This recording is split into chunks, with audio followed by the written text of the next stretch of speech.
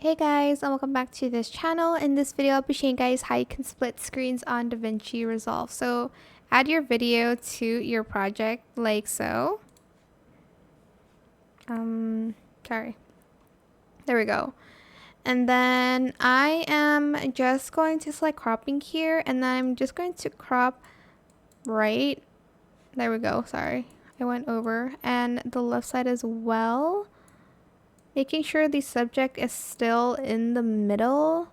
And then here I'm just going to position it to the left or to the right, depending on where you want to position it. I'll just do it on the left.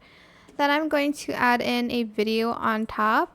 And then I'm going to do the same. I'll do crop left and crop right.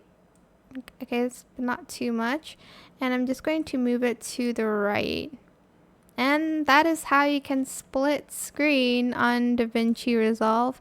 I hope this tutorial was helpful for you guys. Don't forget to like, comment, share, and also subscribe to this channel if you haven't done that already. If you have any more questions about this video, just leave it in the comment section down below. I will try my best to answer them all for you guys. And if you found this video helpful, please click the thanks button as well. That is it. Thank you so much for watching. Bye.